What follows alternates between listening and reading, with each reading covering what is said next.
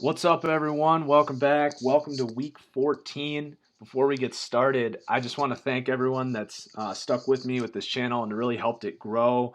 Specifically, those of you that have reached out, whether that's on the comments or on Twitter. I've had a lot of fun interacting with you guys. And I encourage any other subscribers that have just kind of been sitting back to reach out to me, and I would love to hear from you. So with that said, we're going to move in and talk about week 14. It was a big week, a lot of movement in my roster. So we're going to just go through by team instead of splitting up risers and fallers. So we're going to start in Chicago, going alphabetically. Leonard Floyd, a riser, really emerging in the last few weeks, deserves to be talked about. One of the new elite athlete, young, exciting pass rushers, really. I think he has 7 sacks or so in the last few games. So at least some optimism there from Leonard Floyd after a rough season for Chicago. And then I'm also keeping my eye on this Daniel Brown, tight end, has been playing with the injury to Zach Miller, made some tough catches. So an interesting prospect there as well. Now on to Denver. A few fallers. Devontae Booker goes down from a 75 to a 72. Just not really getting the workload, doesn't seem to have the faith of the coaching staff. Justin Forsett was added. He actually fumbled on his first carry, which would indicate they would go back to Booker if they liked Booker, but they actually kept giving the ball to Forsett. So Booker goes down. Virgil Green drops just a little bit. The emergence of A.J. Derby at tight end, it just kind of shows Virgil Green not really a receiving threat. But still a fine player, a great blocking tight end. And now we're going to move on and talk about Cleveland briefly.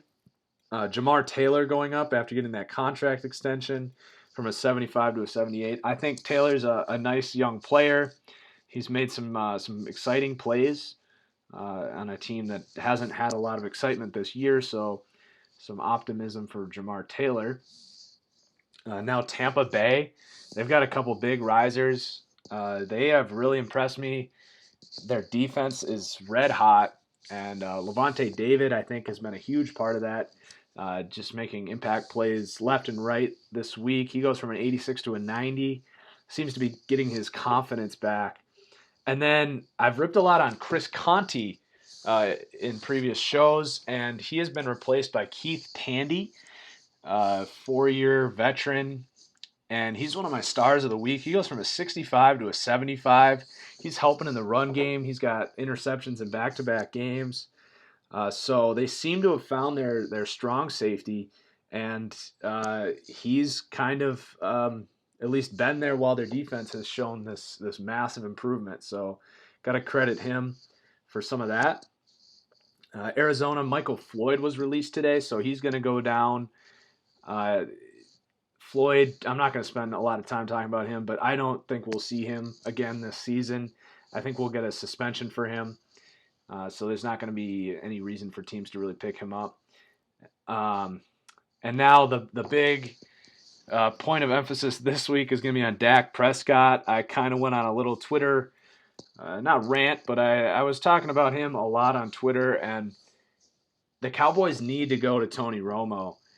Dak Prescott continues to unimpress me the more I watch him. I know I eventually moved him up, but I was slow to the party, and I had some serious questions about how high his ceiling can be. And he has a ton of potential, don't get me wrong, but he's got a long way to go. And if the Cowboys really want to get serious about winning the Super Bowl, they got to go to Tony.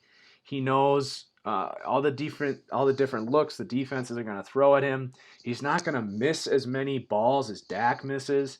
He might not offer the exciting running ability, but Tony Romo is still one of the greats at extending plays, and the situation couldn't be any better. If they went to Tony Romo, I would have the Cowboys as my favorite to win the Super Bowl right now. But right now, I don't know if the Cowboys can win a playoff game with the way Dak has been playing. He goes down 6, 81 to a 75, which puts him right around the likes of Alex Smith for me. And then likewise, Carson Wentz is going to fall too. I hadn't really touched him for a few weeks. He goes from an 80 to a 76, and I still love Carson Wentz. I think he's better than Dak personally. But you got to be concerned about how often he misses. Just sporadically will just airmail balls that fly over, especially on like crossing routes over the middle. A lot of interceptions off of that, just kind of flying into the hands of the safeties. So now we're going to go on to the Falcons. And Vic Beasley going up. Don't need to say a lot about him. He goes from an 80 to an 85. I think he's tied for the lead in the NFL for sacks. Just a total stud. Superstar pass rusher. The 49ers getting a couple risers, actually. I'm a big fan of Carlos Hyde. I think when he's healthy, he's a top 10 running back in this league. I tweeted out a video, just a clip from a couple weeks ago. If you guys follow me, I encourage you to go check that out. He just makes an incredible play in the backfield. Should not have gotten any yards, should have lost yards, ends up turning it into a 14-yard play. Those are the kind of plays that you really look for a superstar running back. And then DeForest Buckner, I think they've asked him to do a lot as a rookie, and he's been okay. So he goes from 72 to a 75. And then the Giants getting some risers with the emergence of their defense being one of the elites. Of course, Romeo Okwara was one of the highlights of the Sunday night game. We'll see if he can repeat that, replacing Jason Pierre-Paul at the D end. He goes from 64 to a 74. And then one guy that I have totally overlooked is Damon Harrison. This guy has been incredible, like one of the all-time great nose tackle seasons. I think because he doesn't get sacks, he might get overlooked, which is partially the reason I missed on him, but 47 solo tackles for Damon Harrison. To put that in perspective, Aaron Donald has 31, Linval Joseph 30, K'Wan Short 23, Mike Daniels 18, Geno Atkins 17. And 47 solos right now. J.J. Watt, I believe, had 50, Vince Wilfork's greatest nose tackle season of all time was 56, and Damon Harrison is going to pass that, I think. So he goes from an 81 to an 88, just a total stud, being able to really impact that run game on the defensive side. And then the Green Bay Packers are getting some risers. They were bumped down pretty hard in the middle of the season. One of the more disappointing starts to the season, so a lot of guys are falling, but kind of hitting their stride. Some guys bouncing back are going to be Jordy Nelson going from 84 to an 86. Still doesn't have that explosiveness back, but has his confidence and is getting open. Morgan Burnett having a great season, 83 to an 86. Brian Bulaga having his best year probably at right tackle. Just look at the time that he buys for Aaron Rodgers, especially this last week going one-on-one against Cliff Averill. Really did a great job. He goes from 81 to an 85. And Demarius Randall getting some of his confidence back, getting healthy, 78 to an 80. And then my last guy is Tavon Young, the cornerback for the Ravens.